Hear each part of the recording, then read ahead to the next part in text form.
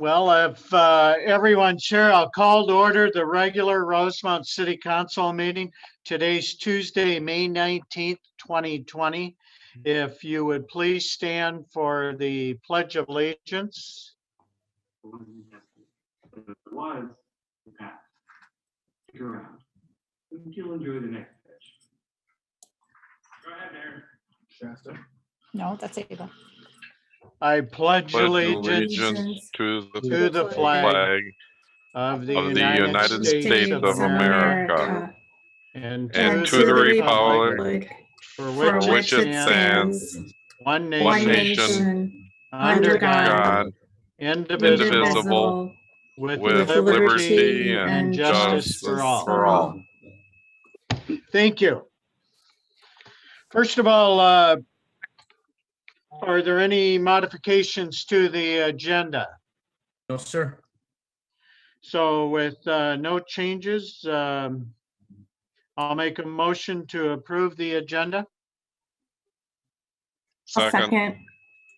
We have a motion and second on the floor. Please take the roll.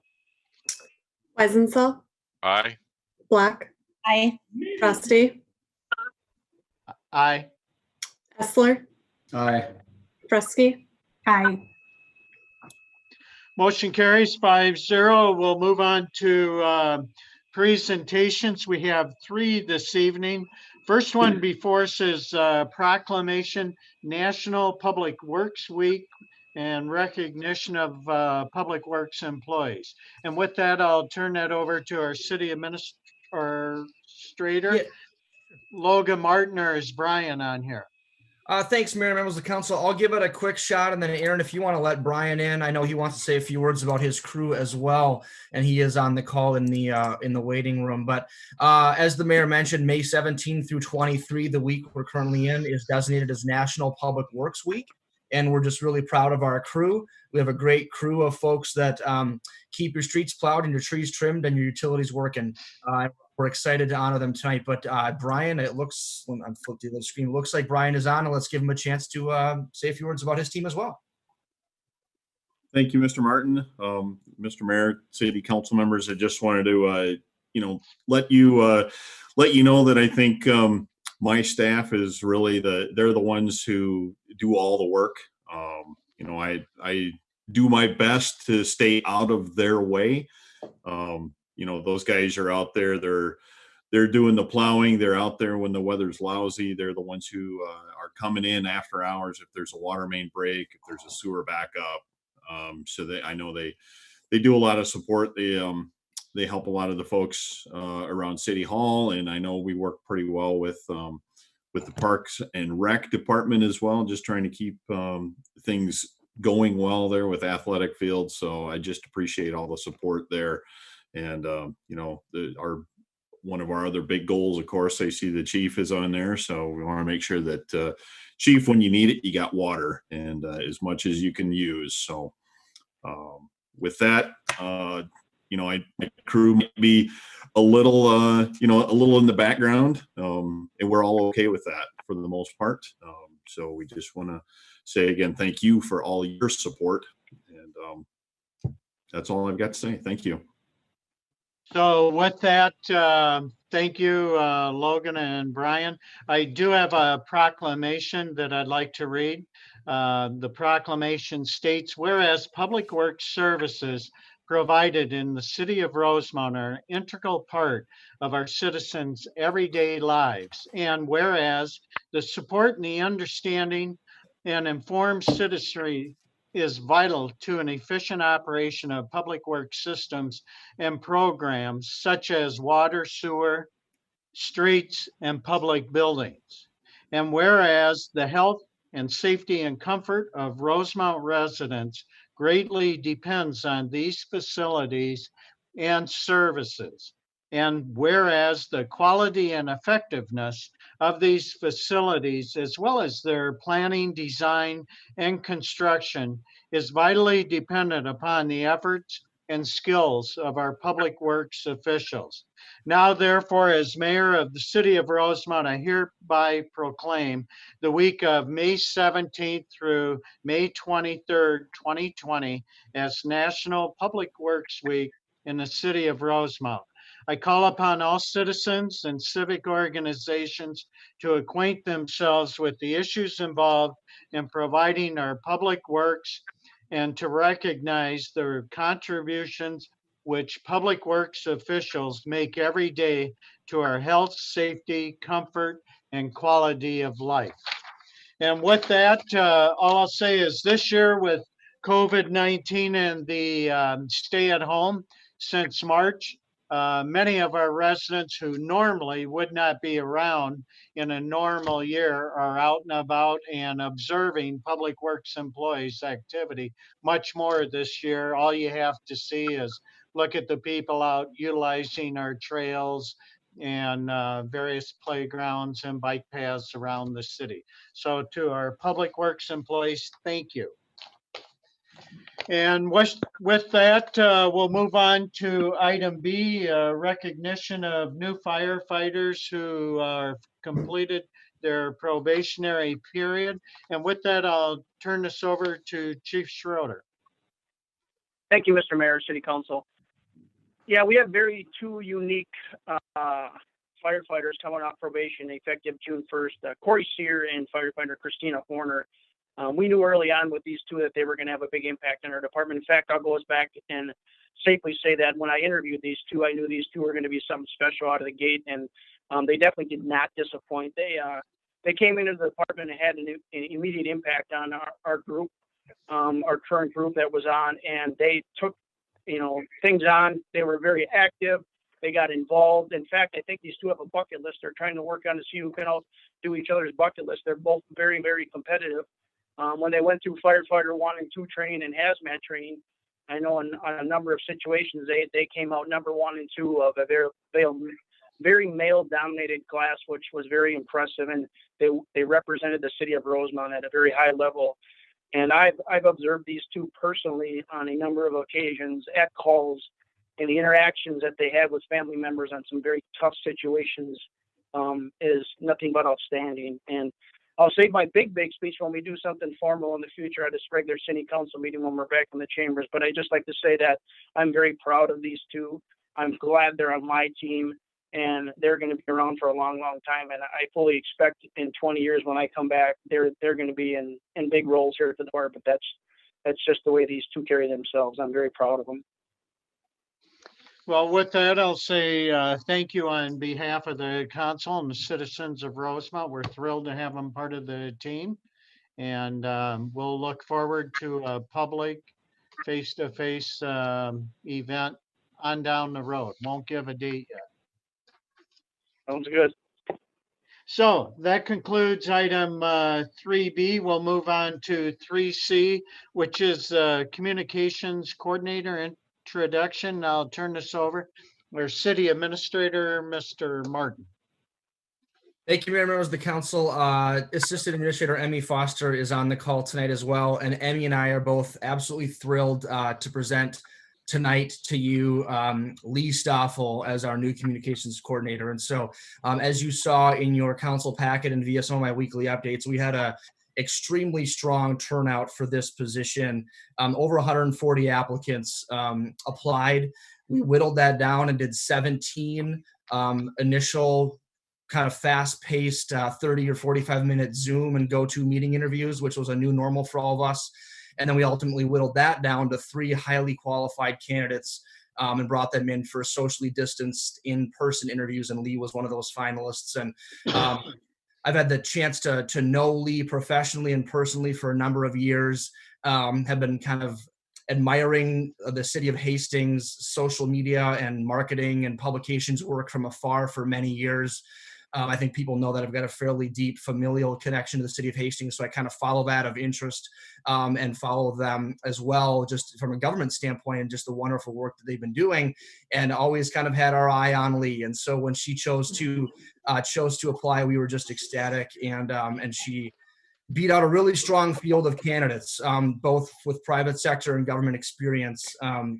So she should be very proud of herself for rising to the top as well. But we are just thrilled to add her to our team. We know that you are going to see a stark uptick in the amount and strategies that we're using in social media and marketing, graphic design, those types of things. Again, it's going to be a great addition to our team, and a lot of skill set is being brought over and borrowed from our good friends in the city of Hastings. And I will say the amount of lovingly angry texts I've gotten from folks in Hastings is getting a bit overwhelming and could stop at any moment. But it's been great, and folks have been really disappointed in Hastings to see her leave, and we're just so thrilled to borrow her away. So.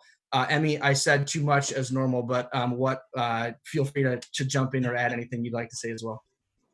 Well, I think you covered a lot of it.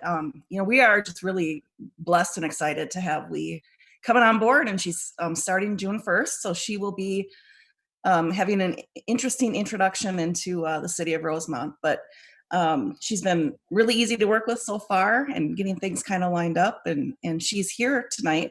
Obviously, you can see her on the camera, and she's available for anything you'd like. Questions maybe, or Lee, if you want to add anything. No, I'm excited to meet you all. I know this isn't really the way that probably any of us would choose for this first meeting to happen, but I'm excited to see your faces, and I'm excited that there's a little name at the bottom so I can have that little cheat sheet right there for me. Honestly, I'm very excited to join the team at City of Rosemount. I told the team that had interviewed me that I felt like I almost felt like I was grilling them just as much, because this is really important for me to feel like it's a right fit, and it really felt like a great fit. I'm super excited about where this can go, and I'm excited to have the new challenges that Rosemount has to offer me, both professionally and personally, just as a growth area. I think it's going to be a lot of fun, and if you have any ideas, I love collaborating. I'm a team player. I love collaborating. I love hearing ideas and figuring out ways to make them work. So you can always reach out to me via text, via email, and I'm all ears, or phone call, whatever works best for you. But I'm excited to get to know each of you a little bit more, and hopefully the community of Rosemount too. Well, thank you and welcome to the city of Rosemount. And I'll say on behalf of the council, we're thrilled to see you start June 1st. And hopefully, I think in June, we'll begin to open up a little more some of the city operations. So hopefully we'll be having meetings face to face as we look into June, July. Great. I look forward to it. So thank you. Any council member, any comment? Nope, just welcome and have her get started as soon as possible. So Super excited. So again, welcome, and that will conclude item 3C and conclude all items under presentations or acknowledgements. So we'll now move on to public comment. If there's anyone online here that would like to make a statement or a question to the council, they may do so at this time. And Aaron, can you tell if anyone's on? We do have a few folks online, so if you are looking to participate, you can simply raise your hand.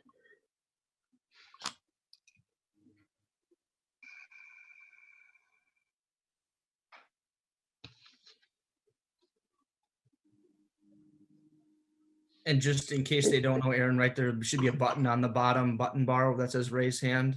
Yep. So it's okay. Just scroll right over to your name, and there should be you can either raise your hand that way or right below as well. So, okay. Or you could send a chat as well.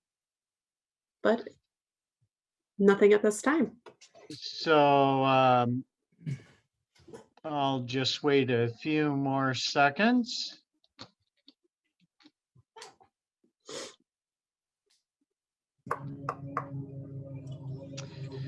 And so if there are no comments, we'll move on to the next item, which is the consent agenda.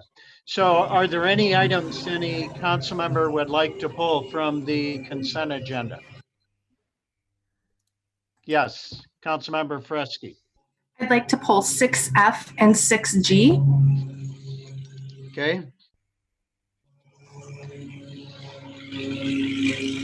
If no one else is raising their hands, I'll pull 6A.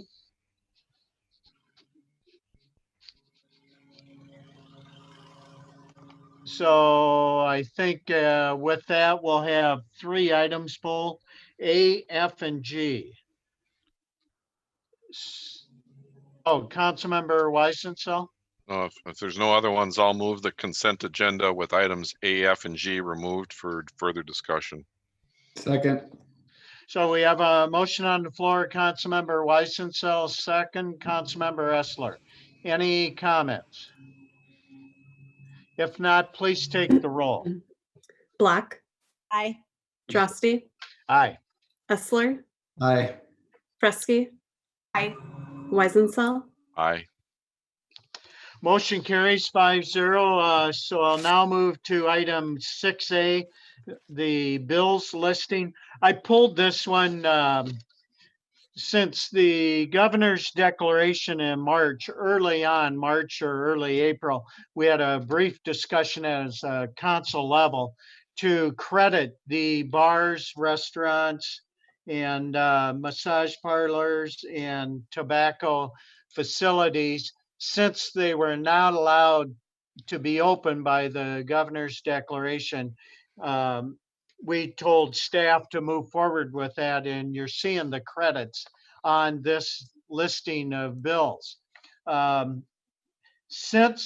there are actually 37 businesses and individuals that have will be credited this amount. When we have a liquor license, it's a one amount for a 12-month period, so the credit was similar, just divided by 12. But I'd also suggest, as we move forward here, that we credit one more month. This initially went in about the middle of March, a little beyond that, and it appears the governor's going to allow restaurants to open as partial. So my suggestion, if the council's in agreement, that we also credit one more month here from what we know today. And I'm seeing, there's actually no motion associated with this, but I'll make a motion here at the end of this. I'm going to ask our city administrator, Mr. Martin, if there's anything else you'd like to add. No, I just share the detail, Mayor. With the total for the 2 months was $6,489 refunded to the liquor license holders, tobacco license. There was one tobacco license holder, and then the gas stations have still been able to sell, so we did not include them for obvious reasons. And then the massage parlors. So another 1 month total of that would be about 3,200 or so if the council were to select to do that tonight. And I think you guys are owed credit. This is a really wise move to support the businesses. And I know in Aaron's conversations with the businesses, this has been well received. So been much appreciated in these tough times. So with that, I'll make a motion to accept the bills listing and add an additional 30 days to the businesses that are still closed. Second. So there's a motion on the floor. Drosty, second. Councilmember Weisenthal, please take any discussion. And seeing none, please take the roll. Drosty, Aye. Essler, Aye. Fresky, Aye. Weisenthal, Aye. Black. Aye. Motion carries 5-0, and that concludes item 6A. We'll now move to 6F, professional services contract for architectural design, Flint Hills Athletic Complex Park Building. I'll turn this over to Councilmember Fresky. Aye. I pulled both 6F and 6G and was hoping that Director Dan Schultz could give us a brief overview of these new amenities that we would like to bring to our city. Just a quick overview, talk a little bit about the funding source. I know we've got some partnerships in line as well as a high-level timeline. All right, Mr. Mayor and council members, I'm going to take item F first, which is the services for the Flint Hills Athletic Complex Park Building. Our city administrator was gracious enough to put the diagram of the latest phasing plan on the screen. And as you can see, we've just recently finished 4 fields, and those fields are ready to be played on. And you can also see that there's 3 more fields outlined in green. We will have a mix of soccer, lacrosse, and football on these fields. And one of the things that we feel is important to have in this facility is a restroom structure, along with a small concession area, and then some storage. I think the other key thing we're looking at doing is partnering with Dakota County to have this building used as a trailhead for the regional greenway that runs through this property. And we feel like that partnership is going to benefit us in a number of ways. One, it'll speed up the process, hopefully, of getting the building, because we'll be sharing that cost with Dakota County is our hope. We have talked to them about this. They do support the idea of a regional trailhead. It'll provide access for all the user groups when the complex is open for indoor restrooms. It will allow for there to be, concessions offered for tournaments and just regular games and things like that. And then the building will also hold our equipment we're putting in some on-site security out there. And then we're also looking at potentially, and this is still in the works, talking about how it would work. We're looking at trying to do kind of a Wi-Fi system out there for park users that might be on site. So the goal for this is to hopefully get this project moving and look at a potential construction of the building in 2021, or maybe at the latest 2022, depending on how funding comes in. The estimated cost right now, without really putting any design to it, is around $800,000, but that'll be back in front of you to talk more about in the near future. So tonight we're just looking to hire the architect, which is from our architect pool that we have in the city. We're looking forward to getting this building out there. The complex is a great complex. We get a lot of compliments out there about the field conditions. Our public works staff, they do a great job keeping up on the fields. And it's sort of become the location that all the sports want to play at. So between football, soccer, and lacrosse, they're all kind of getting in line to be the users. So that's a good problem to have for all of us. So with that, I would answer any questions if you have any.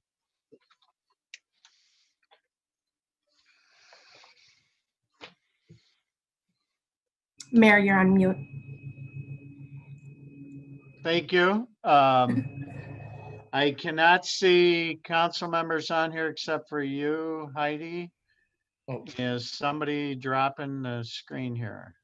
I can drop it. I know he's going to want me to share it again, but anybody? Yeah, you could drop that. Okay. Any questions? Seeing none, shall we move a motion on this one and then go to the next? Okay, go ahead. I'll make a motion to recommend the City Council approve entering into a professional service agreement with ISG to provide the professional services to design and development the trailhead, restrooms, concessions, park building at the Flint Hills Athletic Complex. Second. So we have a motion on the floor. Councilmember Fresky, second. Councilmember Block. Any further comment? And seeing none, please take the roll. Aaron, you're muted. Thanks. Hessler, Aye. Fresky, Aye. Weisenthal, Aye. Black, Aye. Trusty. Aye. Motion carries 5-0, and that concludes item 6F. We'll now move to 6G, which is again, services contract for Umore Ball Fields. I'll turn it over. Councilmember Fresky. Again, I'd just like for Director Schultz to give a brief overview of what this new amenity is, as well as the high-level timeline, if possible. Thank you. All right, Mr. Mayor, council members, this is another park project where we've kind of taken this project on in phasing. And this is the second phase that we're looking at of the Umore Ball Field project. And so we've already got two highly used youth baseball and softball fields that are out and that are part of the athletic complex out on the U property. The second phase would include two more fields that would be used by both youth baseball and softball. There would be a parking lot addition, some landscaping. There would be scoreboards added, and there would be field lighting for all four of the fields. So the two new fields and the two existing fields. The anticipated construction cost is about 1.75 million right now is what we're looking at. Obviously, as we go through the design process, we will tighten that up a little bit, get a better understanding of what that looks like. The original phase that was built with this project was done back in 2012, and that included an irrigation well, two fields, a parking lot, and landscaping. So we plan to get started on this right away with a design, get back to you later in the fall with some final design pieces and what we need to move forward. We plan to, if everything goes as planned, as far as more or less the cost estimating, we do have this in our CIP budget for 2021. We would bid this project out in January and then start construction as early as we could in the spring. And so this would be a next year project. Design it this summer and fall, and then roll out the bids and get going on it, and open this up for tournaments for baseball and softball. I think we talked about this at the work session, but our baseball and our youth baseball and our youth softball are by far some of the largest users we have for tournament venues. They have tournaments pretty much every weekend, except typically Memorial Day, Memorial Weekend. They'll have tournaments starting in early May all the way through into September. We have tournaments, all ages, anywhere from 9-year-olds for baseball and even younger for softball.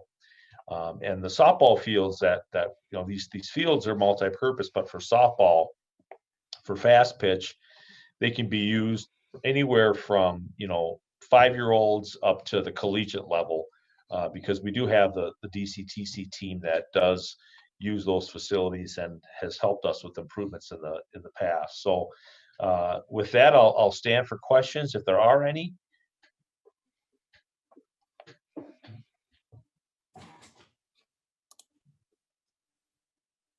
So are there any questions from council? If not, would anyone like to move a motion? I'll make a motion to recommend the city council approve entering into a professional service agreement with WSB to provide the services to create the necessary plans and specifications for the future development of the second phase of the Umore Ball Field complex. I'll second it. We have a motion on the floor. Councilmember Fresky, second. Councilmember Essler. Are there any further comments? And seeing none, please take the roll. Fresky. Aye. Weisensell. Aye. Black. Aye. Drosty. Aye. Essler. Aye.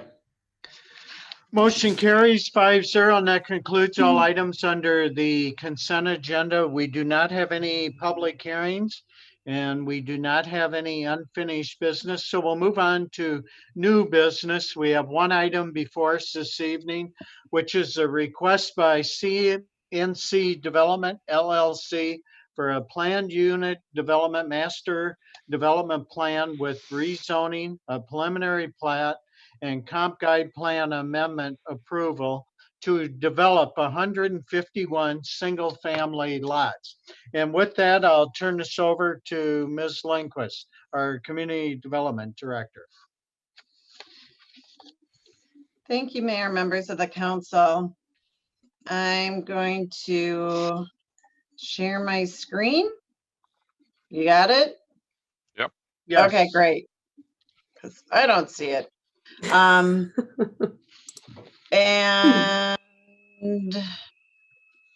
hopefully I can turn this. So as the mayor mentioned, there's several actions, 6 in total or 5 in total that are required for this project approval. You've already mentioned them, so I'm not going to continue stating them. Well,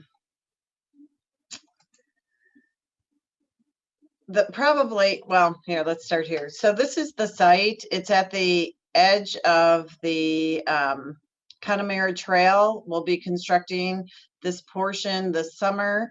It's also immediately adjacent to the DCTC property off of 42 that actually the city had owned one time as a city hall. So it's about 70 acres north of County Road 42. And then against much of the Prestwick Place and Greystone neighborhoods. This is owned by the Courteau family, and they have been working with the city really over the last decade in terms of trying to get this property developed. The property immediately adjacent is owned by the Bester family. There is a first right of refusal by Flint Hills Resources on that site, which is part of the rationale for the guide plan change that the staff is supporting. In full disclosure, we have talked to Flint Hills and also Ames Construction that owns the property down farther to the east about trying to swap those parcels so that we could have a more cohesive and consolidated development pattern. But at this point, that's just a conversation. So the comprehensive plan would result in, right now the property's split, and I'm gonna go to that drawing. So right now, the most northern portion is the low density residential, the middle section was medium density, and then there was a commercial component immediately along 42. And as you can see by the map on the left, there was a tail of commercial along 42. Based on conversations we've had with brokers, the interest level of commercial developers in Rosemount, we don't think that these sites are quite as viable immediately next to 42, particularly because of the lack of future residential development that'll occur east of the site. So I just mentioned Flint Hills potentially might swap out that property immediately to the east, but after that, we're really into the buffer of Flint Hills Refinery from that site all the way to 52. And so you're not going to see a lot of activity in that 42 corridor on the north end for some time. Additionally, the DCTC site, blocks that extension. We have talked to DCTC about seeing their future long-term plans for that. And frankly, if the city could somehow acquire that piece, that in fact would make much more sense for a commercial site because it's immediately next to the Akron Avenue piece that the council's looking at for the indoor rec center. So there might be some spillover commercial that could occur in this immediate area. It seems to be less clear that it could extend all the way along 42. Probably the other reason why we support this comp plan is that we have numerous other areas for commercial development in the city. We just finished our comprehensive plan, as you know, and designated 940 acres of commercial in the entire city. Only 20% of them are currently developed. And so there's numerous commercial locations, many of which we think are a higher quality typically at intersections and often located at intersections that'll either be the interchange of 42 and 52 or at future signalized intersections. So the council or the planning commission during their public hearing did have some conversation about the commercial designation being shifted. They would have liked to see more commercial, but I think on the whole, the view was that this probably isn't the best location for commercial, given the other opportunities for commercial development in the city. The developer is proposing a higher density residential in this location. I think we've talked about this in the past. The staff is not very interested in supporting a low density residential product along County Road 42. That's just too high traffic volumes without really a lot of buffer in place on this site. So there's no natural grade changes or vegetation that provide a better separation. And so the concept of a higher density development that would allow for more density, but in a smaller footprint seemed to make a fair amount of sense. There's always opportunities for some sound mitigation when you build apartments, and certainly they can be located farther away from the actual County Road 42 corridor, because you can center that building either in the center of the site or actually even move it farther to the north. We do think that the higher density is certainly consistent with many of the goals also from the comprehensive plan, particularly the life cycle housing opportunities. And we think it makes a lot of sense given our interest in additional commercial in this area to bring in additional residential density that would help bring additional customers to this immediate site, that Akron Avenue area. So the maps in front of you show the on the left, the existing designation, the low, then the medium, 20 acres of medium, and then the commercial. And what they're proposing then would be 60 acres of low with the high density. The development plan, which unfortunately this is canted to the side. So the north is on your left here. And then this is County Road 42, illustrates that there's a nice break between the two land uses by the Connemara Trail extension. So we've had this layout for Connemara for quite some time. It starts dropping down and becomes a reliever for County Road 42, or a secondary option for intercity transportation by using Connemara Trail, which ultimately goes under Highway 52 and connects up with 140th. So you would have a nice collector system on the north end of County Road 42 for our residents. So you don't have to go in and out of the higher trafficked County Road 42. I digress a little bit, but I really like transportation. So, but it does provide this clear separation between the two, and also provides a good access to the higher density residential located on the south. So again, unfortunately, we're kind of on the side. So this is the east side of west side of the site. It's 151 single family homes. It's using existing road system Connemara and the existing road that's immediately next to the Lennar townhomes. It extends through, there's a slight cul-de-sac. 143rd gets extended all the way to the east. So if in the future there is development, we continue to have that neighborhood connectivity. And then really a fairly simple system of some east or north-south roads connecting through the neighborhood. There aren't really too many issues associated with the single family portion. There was some gravity sewer issues, and so they are ending up accessing the Met Council interceptor in this particular vicinity. They've made provisions, you can see through the middle of the site. They've elongated that area so that there's enough access for long-term maintenance But really, there aren't too many logistical issues associated with the project. And we've got some stormwater ponds to the north that function as regional systems that have some outlot ability for the stormwater for the area. And it's a farmed lot, so there's not a lot of trees or anything like that. So we don't really get into too much about tree preservation.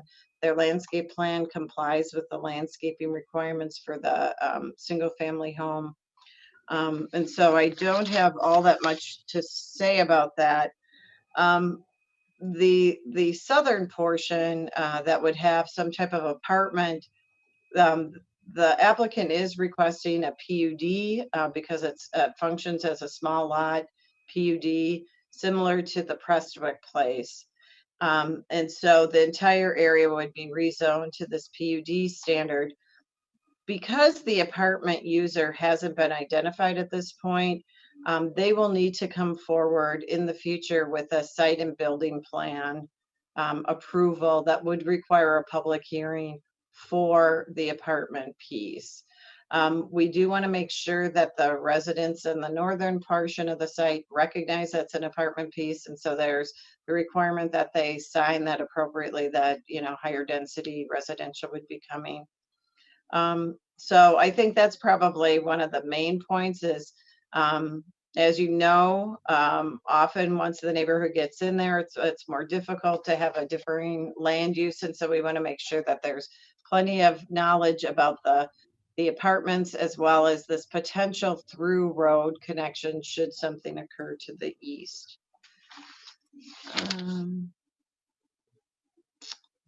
I think that is about it related to the project. The only other thing I would mention, because I believe this came up also with the Doolin project, is, as you well know, most of the projects, single family projects, are coming in with that smaller lot, both in width and size than what our normal standard is. And we've had those conversations with the Planning Commission, and that is something that we will be bringing forward hopefully this year with either a new zoning district or a small lot PUD. So something that's very clear about the orientation of the smaller lots. I think we are recognizing that out in the marketplace, even our 10,000 square foot lots are just not occurring, and that something slightly larger. These aren't significantly smaller than the ordinance standard, but certainly the width piece is something that we're experiencing. Almost every developer is requesting. I think many people seem to feel that the side yard is more a visual thing for your neighborhood rhythm, but it isn't really that usable space that most people enjoy when they enjoy their property. You know, most people tend to function in their backyard or their front yard, but not too much on the side. So that is something that's certainly on our list, and that will also allow us to have a little bit better standardization. I'm not implying that there's anything wrong with this proposal as compared to the other projects. It's just that I think we want to just kind of settle on a lot dimensions and you know, move on. So I'm certainly here for questions. I know that the applicant has a representative also participating on the Zoom, if you have specific questions for them. Otherwise, the staff and the Planning Commission are recommending approval of the 5 requests before you.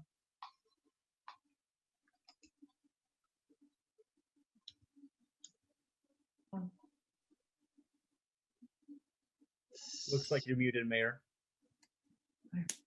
Excuse me, again, I'm having difficulty, or I won't be able to see anyone if they have a question.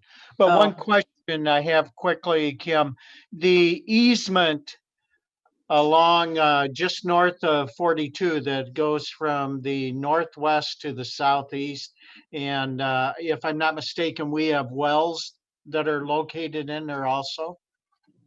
Could you point that out? What is that easement there? Is that water? Mayor, the diagonal easement is actually a pipeline easement. Okay, The utilities are more in this general vicinity okay. off the site. So the two residential wells So are kind of that's, enveloped around DCTC site. okay, so that's pipeline, but it's not you said the sewer would be coming through the middle of the site? This is the sewer line. Okay. Got it. Without having my glasses magnifying. Well, you also have to kind of tip your head, so. Got it. Sorry about that. Oh, thank you. Are there any other questions from council members? Yes, I've got a couple, Bill. Go ahead, please. So can you put it back up on the screen? Oh yeah, there it is. Okay. Up in the northeast corner, there's an outlot there. It's not quite big enough for me to exactly see that outlot A. Is Mhm. there? Sorry. Oh, I'm nodding, sorry. Oh, sorry. So northeast, that outlot A. Is there any plans for a park in this neighborhood, or are they relying on I know like Aylesbury is to the west a little bit, or where's going to be the closest park? Yeah. For this. For Yep. Council member, I might differ a little bit to Dan on the park names, but the outlet A is part of the stormwater ponding. So you can see in this figure, there's 2 regional ponds and a infiltration pond. So that's all dedicated toward that. We did receive information from Dan Schultz, who indicated that they were interested in taking the funds rather than having land dedication. Is Dan still on? Yeah. Okay. Yeah, Mr. Mayor and council members, the Parks and Rec Commission looked at this. There's 2 parks that are located in fairly close proximity to this development. One of them is Greystone Park, which is from the center of this facility, or this area is about 0.5 miles, so 800 meters. And then the other park is Aylesbury. Now, the property that Ms. Lindquist talked about to the east of this property is identified for a future search area for a potential new park if that were to develop. But right now, the Parks Commission and staff both feel like people will get served by the 2 neighborhood parks adjacent to this development. And then in the future, as development, if it does go east, that's when we would be looking for a park that would also serve this area. So, Mr. Schultz. Yes, sir. Aylesbury, so basically on the west side over to Aylesbury. This That's one, right? Yep, and then up, yep, and then Greystone is north. Yep. Is that right here, Dan? Yep, yep. Okay. So thinking about the residents on the south end of the non-apartment 10 acres on the southeast. Yep. Thinking about the ones on the south, how thinking about somebody who's living in the southeast corner, 'cause I think historically you guys have had a goal to have a city park within X, is it 1 mile radius, or what was the goal? It is. And what we would do is our goal would be to serve those people with a park that would be developed to the east on what is now the Bester property, which we hope will get swapped with the Ames property. Okay. And then the next question I've got is, you said the lot sizes. What is the average lot size and width of the 100? I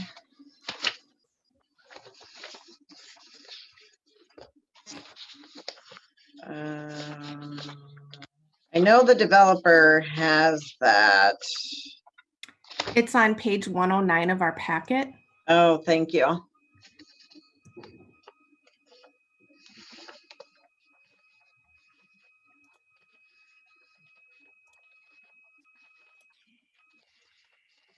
$8,000. Oh, yeah. 8,125.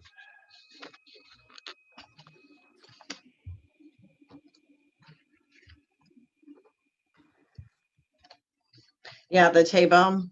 Mm-hmm. Yeah, the minimum lot size would be the 8125. Yep. What's the average width? Is that on there as well? I'm just looking. 65. Which is bigger than Greystone and the same as Meadow Ridge. Kim, I have Rick Osberg raising his hand right now. If you, Oh, yep. Okay. That'd be great.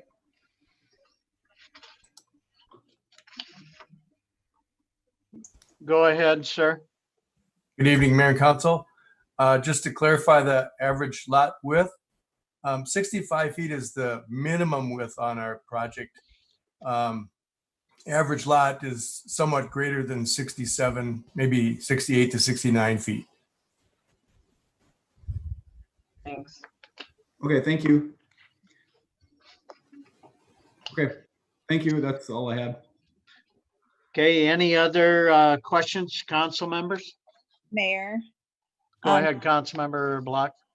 Ms. Lindquist, just as generally speaking, you were talking about more and more of our developers are asking for an exception to the minimum lot size, et cetera. Have we looked into that? Is that a trend that's going to go forward and we're going to have to continue to make these exceptions? Is there anything that we should be, looking at as far as future trends?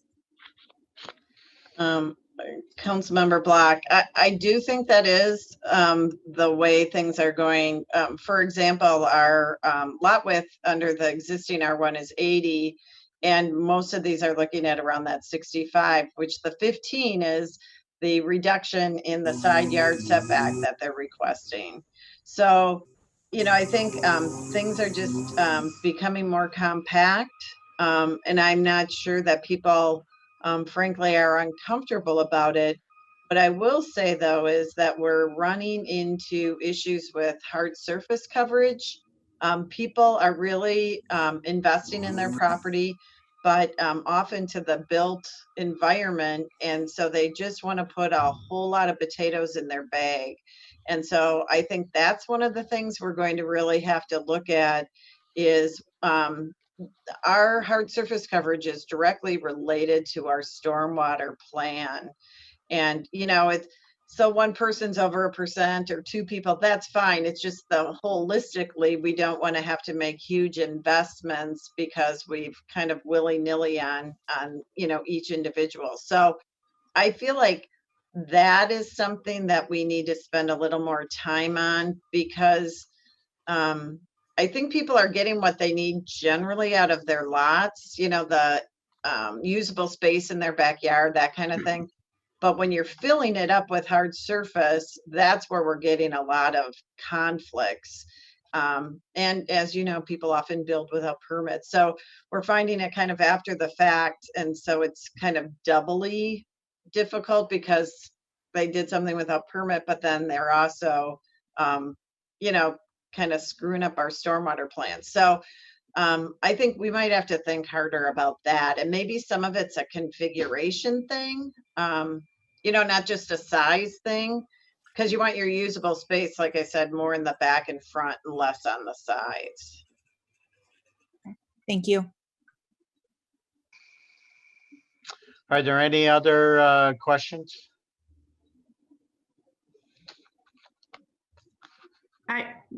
I was just wondering what the timeline is for this project, since we have the developer on the line. Rick, you can answer that. Go ahead, Rick. Yes, prior to our pandemic, we had high expectations that this would be a project that would commence this year. It's the developers has been tentative at most recent time with the markets and so forth. If things become favorable, it's possible to initiate construction this year, but they're really watching to see how the building markets are going right now. Thank you. Well, Rick, things are going really well in Rosemount so far. So Good to hear. So with that, are there any other questions, comments? Mayor, I also have Bill Ryan wanting to talk. Okay, go ahead, sir. Go ahead, Bill. Can you hear me now? Yes. Okay. I was just I didn't know if Rick was gonna answer that. I was just going to confirm what Rick just said. The family has been very good to work with, and I would say that most likely we would probably start the project in the spring of next year. Okay. So appreciate the information. Yeah, the uncertainty week by week, especially the last 2 months, we understand. Well, I just have one comment. I learned a new one tonight, Kim, and that's more potatoes in the bag. I've never heard that one before. I think that's Eden Prairie slang. Just kidding. I'll use it. Seemed to work. Ready to move the motion? Go ahead. I'll move to adopt a resolution approving a comprehensive guide plan amendment to re-guide 20 acres of the development site from the MDR medium density residential to LDR low density residential, and the southeast 10 acres of the site from CC community commercial to HDR high density residential. I'll second. We have a motion on the floor, Councilmember Weisenthal, second, Councilmember Essler. Any other questions, comments? And seeing none, please take the roll, Aaron. Weisenthal, Aye. Black, Aye. Drusty, Aye. Essler, Aye. Fresky. Aye. Motion carries 5-0, and that concludes this item. Best wishes to you, gentlemen. Mayor, You got Yes. 5. there's 5 Let's- motions. Excuse me. Open Go up ahead. number I'll 2 make to a- another council member. Yeah, I'll make another motion. I'll make a motion to adopt a resolution approving the preliminary plat for Emerald Isle, subject to conditions. I'll second.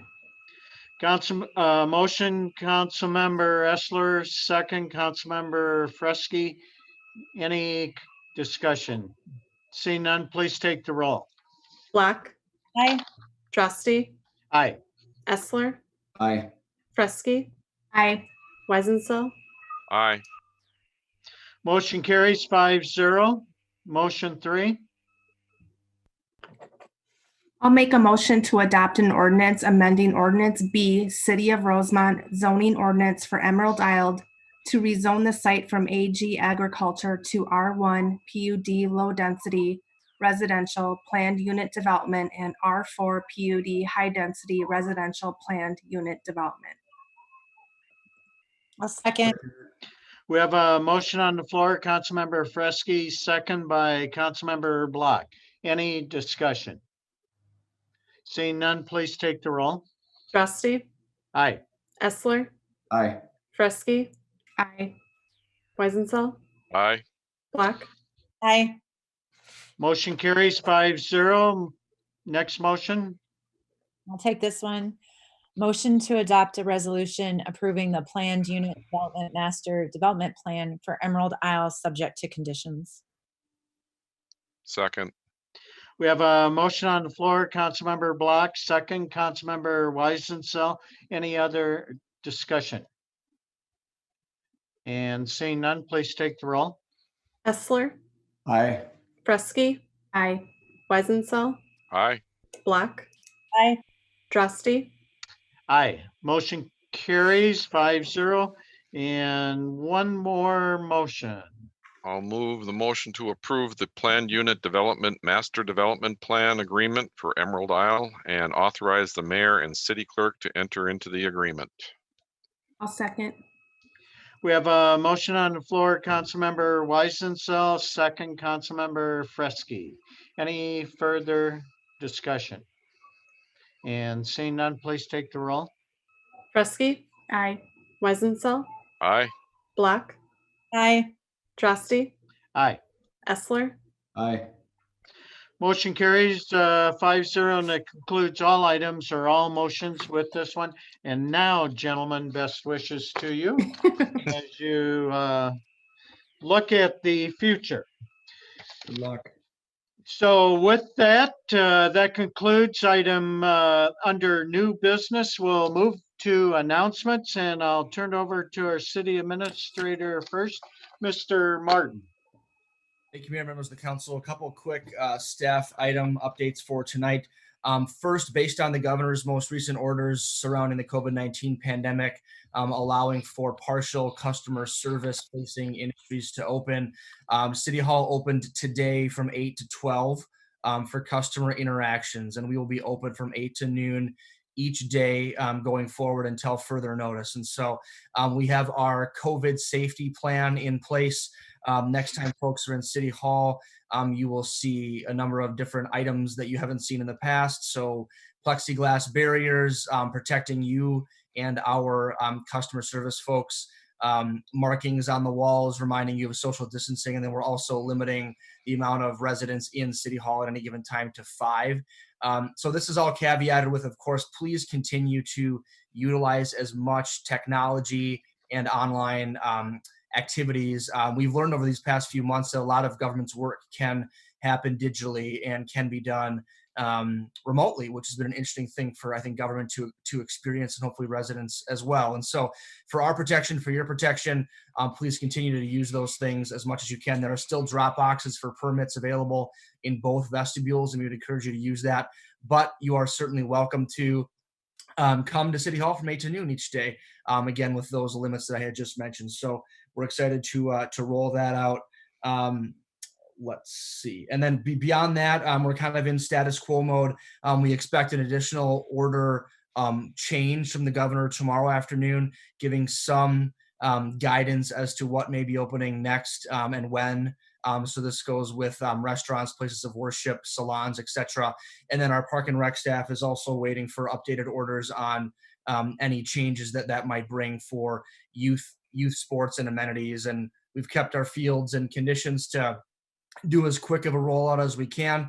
But we know we've heard a lot of questions from folks hoping that youth amenities and activities can start quickly. And we will be prepared to do that as soon as the maximum people per event numbers would allow us to do so. And I think that is the extent of my update for tonight. Thanks, Mayor. Thank you. Upcoming on city calendar on Monday, May 25th, city offices will be closed in honor of Memorial Day. On Tuesday, May 26th, the Planning Commission meets at 6:30 p.m. On Wednesday, the Youth Commission meets on March 27th, beginning at 3:45 p.m. And the next council work session and city council meeting will be held on June 2nd, which is a Tuesday. The work session begins at 5 p.m. with the council meeting at 7 p.m. And with that, if there are no further comments, I'll make a motion to adjourn. Second. We have a motion and second on the floor. Please take the roll. Weisenthal, Aye. Black, Unmute. Black. Sorry, the dogs were barking. Aye. Drosty, Aye. Essler, Prusky. Aye. I think I didn't want to listen to that. It's a trick when you're on video calls. You can't disconnect before the vote. Listen, I was paying attention. They were barking. I didn't want them to vote for me. So motion carries. And with that, meeting's adjourned. Thank you. All right. Thank you.